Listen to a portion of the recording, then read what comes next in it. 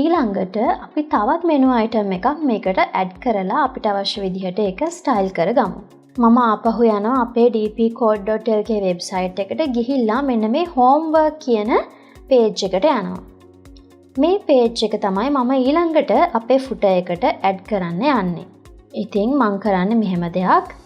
මගේ code එකට ගිහිල්ලා ආයෙමත් මෙන්න මේ line එක copy කරගන්නවා.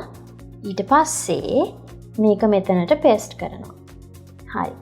ඊට පස්සේ අපේ මේ URL එක change වෙන්න ඕනේ. ඒ හින්දා අපි දැනට තියෙන එක මකමු. හරි. ඊට පස්සේ මෙන්න මේ menu item එකේ name එක change වෙන්න ඕනේ. homework.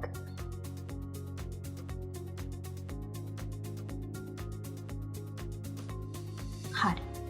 දැන් අපිට තියෙන්නේ මේ link එක copy කරගෙන එන්න. Ctrl C use කරලා මම මේක copy කරගන්නවා. ඇවිල්ලා මේ href එක තියෙන තැනට මේක paste කරගන්නවා. දැන් මම මේක save කරගත්තා. දැන් අපි අපේ browser එකට ගිහිල්ලා මේක refresh කරලා බලමු. හරි. ඒ menu item එකත් මෙන්න මේ විදිහට add වෙලා තියෙනවා. අපිට පුළුවන් මේ text වලට තව styling add කරන්න. example එකක් විදිහට අපේ cursor එක මෙතනට අරගෙන යද්දී අපේ text එක italic වෙන විදිහට change කරගන්න අපිට පුළුවන්කම තියෙනවා.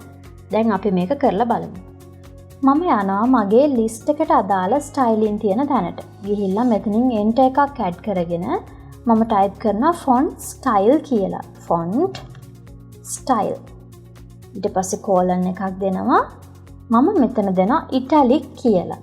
මම මෙතනදී කියන්නේ මගේ list item එකේ styling එක italic කරන්න කියලා. දැන් මම මේක save කරනවා. save කරලා මේක refresh කරොත් බලන්න මේ text ඔක්කොම italic වුණා. ඉතින් මට කරන්න අවශ්‍ය දේ ඕක නෙමෙයි. මට ඕනේ අපි hover කරද්දි විතරක්. එහෙම නැත්නම් cursor එක එතනට ගෙනියද්දි විතරක් ඕක italic කරන්න. ඉතින් මට කරන්න තියෙන්නේ මෙහෙම දෙයක්. මම type කරනවා li colon hover අර anchor tag එකට වගේමයි. space curly brackets ඇතුළට මම දානවා මෙන්න මේ font style italic කියන එක කට් කරලා අරගෙන.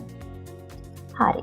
මේකෙන් කියන්නේ මගේ li කියන elements hover කරද්දි විතරක් font style එක italic විදිහට change කරන්න කියලා.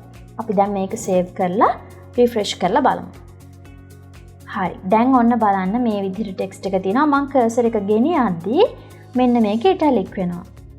ඔන්න ඔය විදිහට අපිට මේක change කරගන්න පුළුවන්.